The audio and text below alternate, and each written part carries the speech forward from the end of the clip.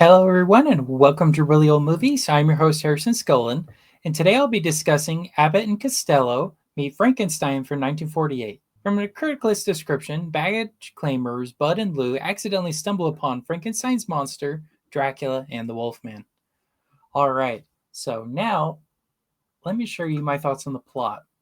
So the plot, I gave it a 3 out of 5. I thought it was an okay plot. It was fun seeing all these actors together, the Universal Monster characters and Abbott and Costello and whatnot. But I don't know. To me, the story was kind of on the back burner. The main reason to see the movie is the slapstick humor and to see all these characters on the screen.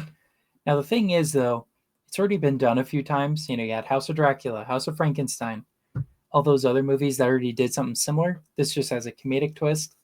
So it didn't do anything new in that regard. So it's not very great or special plot wise. It's just okay, but it is fun, right? It is fun with all the funny humor and seeing all the characters interact with each other. But I would compare it to like how the Marvel movies nowadays are very much cameo based and not necessarily story based. Um, this is definitely an example of that for sure. And so that's why I give the plot a 3 out of 5. All right, let's move on to the acting. So the acting, same thing, 3 out of 5. Uh, it was cool seeing Glenn Strange, Lon Chaney Jr., and Bela Lugosi for his second and final time as Dracula. Um, but the acting was just okay. Lon Chaney Jr. as Larry Talbot, I've never liked. I always thought he was a pretty bad dramatic actor, and this movie showcases that a lot. Dracula, though, and Frankenstein, they were great. Abbott and Costello, they were okay too. Just mostly funny. Not really, again, nothing really story wise. I think a better example of a film like this that's kind of a parody of the genre is something like Young Frankenstein from the 70s. That one shows how much Mel Brooks cared about the genre and the fans of that genre, but then also had a story with it that was engaging and entertaining as well. This movie doesn't really have that. They're more so, uh, they get caught up in this world, right, of House of Monsters, I think is what it's called. Abbott and Costello do. They somehow deliver a package and get involved with it. I don't know. It's just okay, especially with the acting, just fine. The comedy's funny. This is my first time with Abbott and Costello, so well, other than the Who's on First routine, but I'm willing to give them a chance to see more films by them.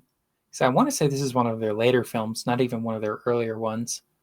But Glenn Strange, Lon Chaney, Bela Lugosi, they've done several movies by this point. They're just okay. That's why I gave the acting a 3 out of 5. All right, set design. I gave it a 4 out of 5. I'm not gonna lie. I thought the costumes looked great. I thought the set pieces look great, especially when they're in the castle, like shown here. It looks really, really good. I was really impressed with it. Yeah, 4 out of 5. Some of the scenes though, like at the post office and whatnot at the very beginning, they're just basic looking scenes. But when they're in this castle, it looks really, really cool. And that alone is what gives it 4 out of 5 for me. All right, let's move on to cinematography. So, cinematography wise, just pretty standard close ups and whatnot. They even pay some homages to different Universal monster movies throughout, especially with Dracula, because Bela Lugosi, this is actually his second time playing Dracula. But when you think of him, it's like, oh, he's in tons of movies as Dracula. He's in a couple other movies as a vampire, but he's never explicitly stated to being Dracula. This is the second film, other than the 1931, where he actually is Dracula. And what I think is interesting too, kind of off topic, but so on the left there, that's Lon Chaney Jr., who plays Larry Talbot, aka the Wolfman. He played Dracula in a couple movies, or Dr. Alucard, right?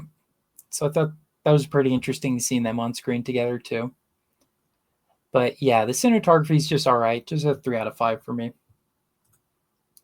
Okay, the music, same, not really any music, just 3 out of 5. Nothing spectacular or really anything that stood out to me. All right, so now here's my criticalist score. I have a 3.2 out of 5, which is a 64%. And so let me break down the different points there. For graphic language, none. There isn't any. It's pretty tame, even by 1940 standards. Violence, as is with a lot of comedies, there's a lot of slapstick humor, punches, stuff being broken on heads, that kind of thing. But it's all for gags. It's nothing serious, no blood or gore or anything like that. It's meant to be really funny, the violence is. Nudity, sexual content, none. Political bias, none. Family friendly, very much so. I think kids would get a kick out of this. I think they would really like it and laugh at it. Now, entertainment value wise, at least for me, I thought it was pretty mediocre, pretty bland. I thought the slapstick stuff was funny, but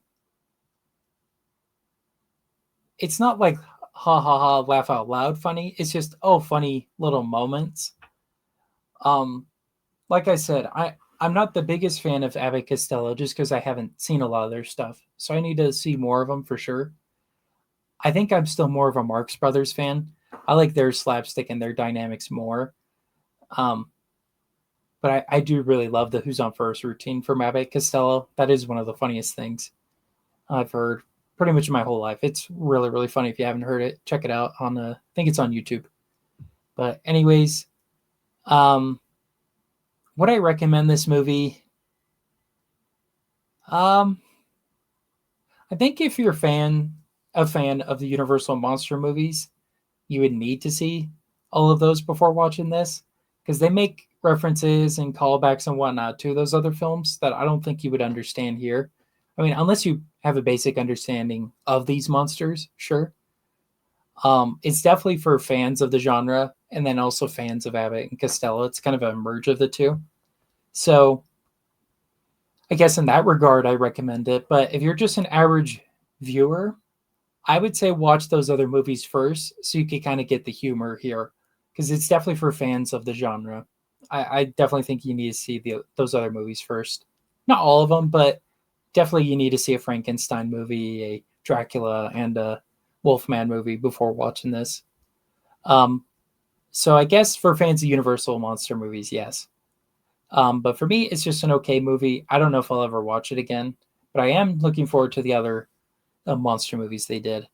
I think, too, the fact that there were so many monsters, we have 3 of the major ones in just one movie, may have took too much attention away where you couldn't really connect enough.